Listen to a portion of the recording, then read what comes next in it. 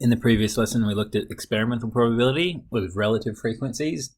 This lesson is about theoretical probability, which is what's expected to happen in the future based on a consideration of all possible outcomes. So how does this differ from relative frequency and experimental probability? Okay, is that we don't have to actually do the experiment.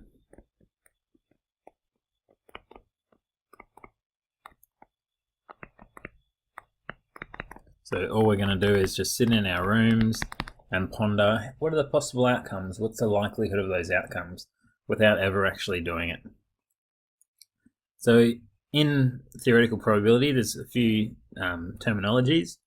So the sample space, the list of all possible outcomes. If I was writing the sample space for a die, I would just write the 6 outcomes enclosed by braces, separated by commas. And we've got a formula for the probability of an event. So the probability of an event happening is n, so the number of event times the event occurs, divided by the number of elements in the sample space. So to see an example of this, what's the probability of rolling a 5 on a standard die? So the probability of rolling a 6 would be the number of times that 6 occurs on the dice, divided by the number of elements in the sample space. How many 6s are there on a die? If I'm looking at the sample space, I see there's only 1, and I can count there's 1, 2, 3, 4, 5, 6 elements in the sample space. So my probability of rolling a 6 is 1 in 6. For more complicated problems, we'll need things like complementary events. So the idea of complementary events is the probability of an event occurring and the probability of an event not occurring equals 1, so all of the possibilities. But more useful is to bring this probability event to the other side and use this formula. The probability of the event not occurring is 1 minus the probability of the event occurring. Seems a bit weird. See how this works in a practical example. Find the probability of not rolling a 5 on a standard die. So I could solve this problem by finding probability of a 1 plus probability of a 2 plus probability of a 3 plus a 4 plus a 6, but that would be a lot of work. So what I'd do instead is write what I'm trying to find, probability of not 5, and I can use this formula that we have in our box where it'll be 1 minus the probability of the event. So the event is a 5, we can see how that flows through. So what this means is probability of not rolling a 5 is 1 minus probability of 5, which I've already calculated up here. Obviously I made an error up here, these should all be 5s because I was hoping to roll a 5. I'm not sure whether I talked 5 theirs or not.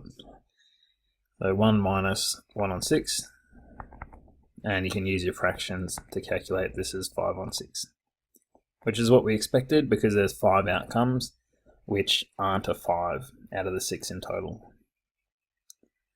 So before we look at some multiple events, just remembering possible outcomes on a die, and for those of you that haven't played with cards very much, here's the possible outcomes of a pack of 52 cards. On the previous page, I probably really like a year 9, maybe year 10 level. We're more interested in multiple events. Okay, the first page we'll look at are with replacement, which means the second outcome doesn't depend on the first, or the things reset every time we do a trial. There's 2 methods to look at these sorts of problems. We can use the table or the grid method. So when 2 die are rolled, find the probability that the sum of the 2 die are 7. So hopefully we've seen this sort of problem before. I want to consider the outcomes of the first die and the second die. So I'll write the possible outcomes at the top of the table and down the table. And this is without replacement because if the first die is a 3, it doesn't mean anything about the second die. It doesn't mean the second die is less likely to be a 3. We just know that it'll still be equally likely to get all the outcomes. So we're going to add the outcomes of these, and in here will be the sample space, and we'll look at how many of those are 7s. So we'll go ahead and start adding these together. The blue writing is my sample space. I can now find what's the probability of having a sum of 7. So I'll look at the number of them that end up with a 7 divided by the number in my sample space. Well, there's 1, 2, 3, 4, 5, 6 outcomes of 7, and my sample space, there's 36 outcomes in total. So the probability of getting a sum of 7 is 1 in 6. Now that's the idea of the table or grid method, to just show all of the possible outcomes. The other method we have for multiple events where an event occurs one after another is a tree diagram. I could have used the tree diagram for this previous example with the 2 die, but it would have ended up some ridiculous scenario where I'll have 6 outcomes for the first die and then 6 for the second, and it would get enormous. So in that scenario, the table method was more appropriate. We'll have a look at the tree method for this scenario. I've got 2 Mars bars that say 1 in 6 win a free bar. I want to draw a probability tree diagram to determine the possible outcomes. So I'm either going to, on each bar, win, okay, or lose. Win and receive a free bar, or lose and not receive a free bar. So from the start, for my first bar, I'm either going to win or lose. Okay, but the trick here is probability of winning is 1 in 6, probability of losing 5 on 6.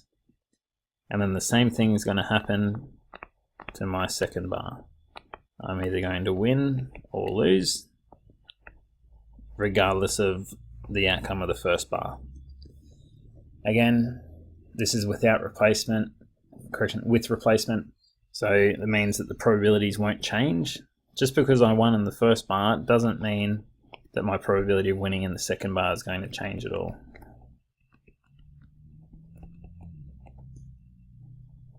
And then I can construct my sample space by saying here's 2 wins, here's win-loss, loss-win, loss-loss. It asks me to find some of these probabilities. So part B says find the probability of winning 2 bars. So if I want to find the probability of winning on both bars, all I need to do is highlight my journey through the tree diagram to that outcome and multiply these probabilities. So a sixth of the time you'll win on the first bar, and then of those 1 in 6 times, 1 in 6 of those will win on the second bar as well. So I'll get 1 on 36. There we go, that's part B. Your friend does a similar experiment and loses on both bars. She said she was so unlucky. Comment on that statement. Alright, let's have a go at that. Let's calculate what's the probability of losing on both bars. So again, I want 2 things to happen. So I'll highlight my journey on the tree diagram and multiply each of the branches. 5 on 6 times 5 on 6. Okay, so that'll get me 25 on 36. And because I know I need to make a comment on it, I'm going to find what this is as a fraction. 69.4%.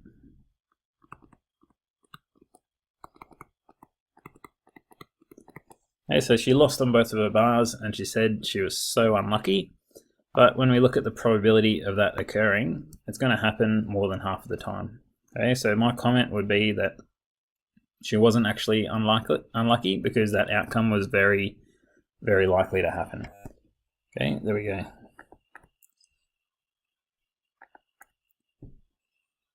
So these are with replacement, where these probabilities don't change, over the page we can see some scenarios where there isn't replacement, where the probability is going to change as we go through the tree diagram.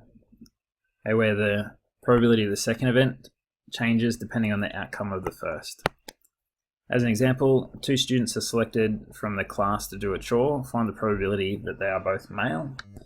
In our class, there are 9 male and 14 female students.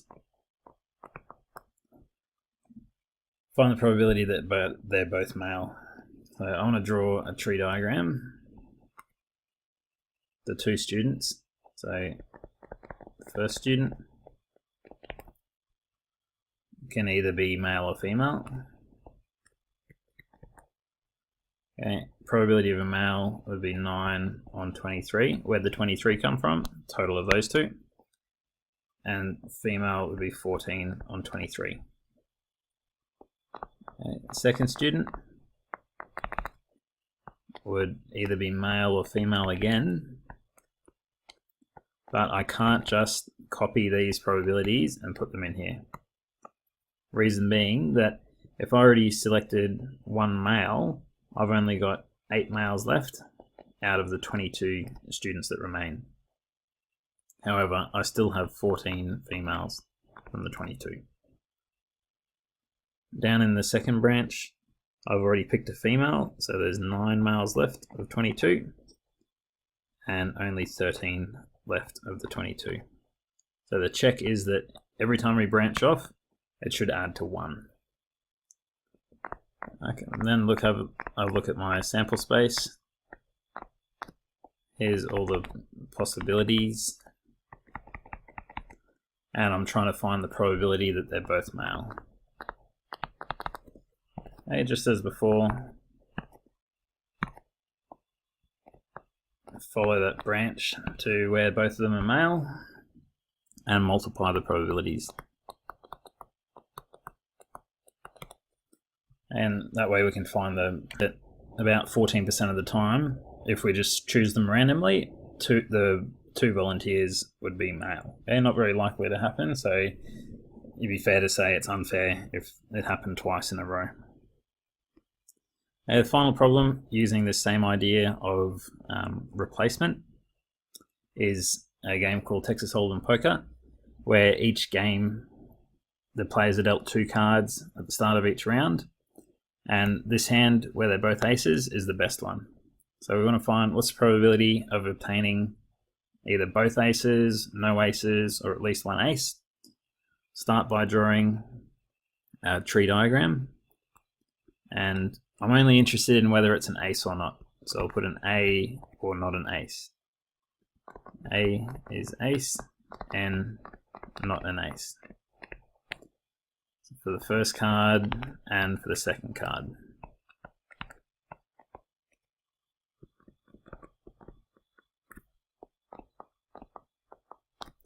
And my sample space.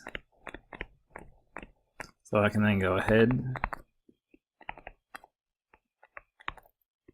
and put those probabilities on this tree diagram. Have a go at doing that, press pause. I can now go ahead and, now that I've got the probabilities on there, answer these questions. So for part A, it says obtaining both aces, so probability of both aces, 4 on 52 times 3 on 51. I think it goes to 1 on 221. Okay, so not very often, whatever this is a decimal.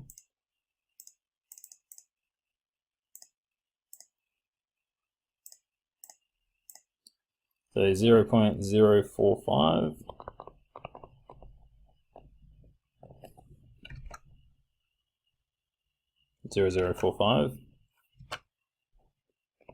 Which is 0.45% of the time you'll get both aces. So it's not going to happen very often at all, which is why people get so excited when they see both aces there. Okay, part B, obtaining no aces. This should be a lot more likely.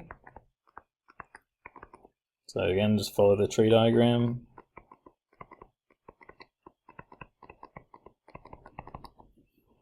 So it's extremely likely, 188 out of 221 times, that you're not going to receive an ace at all in the 2 cards. And part C, probability of obtaining at least 1 ace. So 2 options here. I could add all of these possible outcomes together, which would be a lot of work. Or I could write this: the probability of at least 1 ace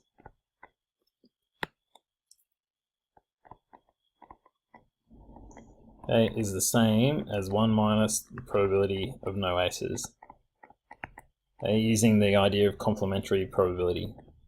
So 1 minus 188 on 221, which would give me 33 on 221.